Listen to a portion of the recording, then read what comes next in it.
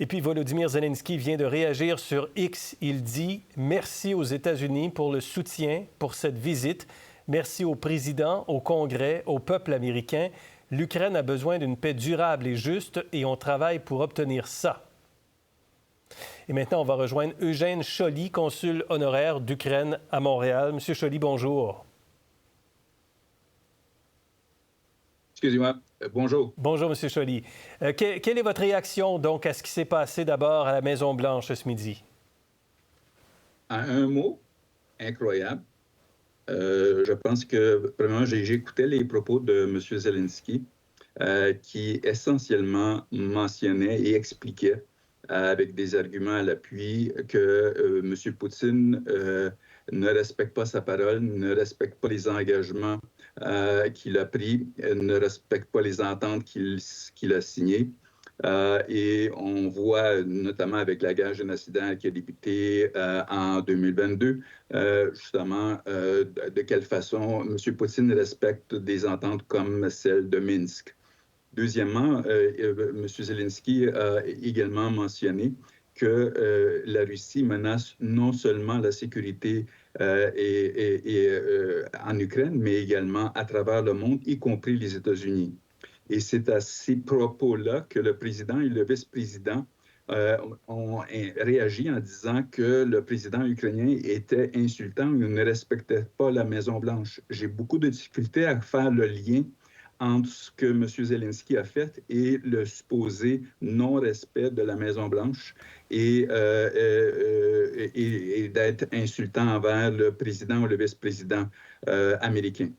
Est-ce que c'est néanmoins un échec diplomatique pour Volodymyr Zelensky, qui a besoin quand même du soutien des États-Unis et qui était là pour conclure une entente sur les minéraux stratégiques?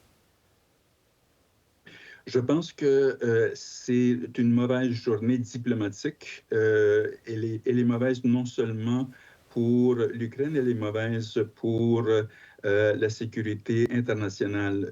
Il est évident, et c'est pas juste M. Zelensky qui l'a dit, le secrétaire général de l'OTAN, au début de cette année, a très clairement indiqué que l'issue de la guerre débutée par la Russie contre l'Ukraine va avoir un effet sur la sécurité en Europe et à travers le monde.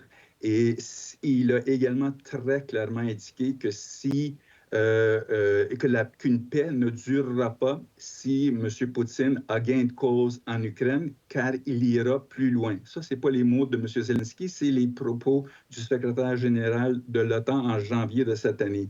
Et donc, si M. Poutine ira plus loin, il déclenchera la Troisième Guerre mondiale. Alors, quand le président américain dit à M. Zelensky qu'il est en train de provoquer une Troisième Guerre mondiale, je pense que la réalité, c'est que l'Ukraine défend non seulement son territoire, mais également l'ensemble de l'Europe et prévient justement une Troisième Guerre mondiale.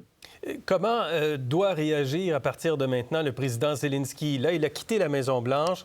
Il n'y a pas d'entente. La conférence de presse qui était prévue cet après-midi a été annulée. Quelle doit être la suite à partir de maintenant? Je pense que, écoutez, on a pu voir que M. Trump change d'idée souvent. Il a déclaré il y a moins d'une semaine que M. Zelensky était un dictateur. Hier, a indiqué qu'il n'a jamais utilisé ces propos-là et qu'il a beaucoup de respect pour M. Zelensky. Alors, je pense qu'il faut continuer à engager à la fois tous les partenaires de l'Ukraine, y compris les États-Unis, pour tenter de trouver une solution qui serait bénéfique pour l'ensemble des pays de l'OTAN et de l'Ukraine. Je tiens à préciser une chose. J'ai dit que M. Zelensky a quitté la Maison-Blanche, mais selon CNN, c'est le président Trump qui a ordonné au président Zelensky de quitter la Maison-Blanche aujourd'hui. On va regarder quelques images, M. le consul, sur la réaction de l'ambassadrice d'Ukraine qu'on voit présentement aux États-Unis, Oksana Markarova. Elle assistait donc à cette rencontre de presse dans le bureau ovale au moment où le ton est monté. Vous avez parlé d'une journée diplomatique difficile et noire, mais est-ce que c'est même une catastrophe diplomatique? Écoutez, je me souviens pas la dernière fois de ce genre de débat public à Washington ou ailleurs dans le monde. Et c'est clair que c'est une journée, comme vous avez dit, une journée très noire. Et je pense qu'il faut continuer à trouver des solutions pratiques, des solutions efficaces pour le bien-être de l'Ukraine et de l'ensemble des pays de l'OTAN. Dernière question. Est-ce que la suite des choses peut se passer sans les États-Unis? Est-ce que la paix peut arriver sans le soutien, sans l'apport, sans la participation des États-Unis? C'est clair que les États-Unis sont donc un joueur important, très important, et je pense que l'Ukraine va tenter de retrouver les liens diplomatiques nécessaires pour les engager à aider l'Ukraine à trouver cette paix juste et durable qui est non seulement dans l'intérêt de l'Ukraine, mais de l'ensemble des pays de l'OTAN, y compris des États-Unis. Eugène Cholly, vous êtes consul honoraire d'Ukraine à Montréal. Merci d'avoir été avec nous cet après-midi. Merci beaucoup.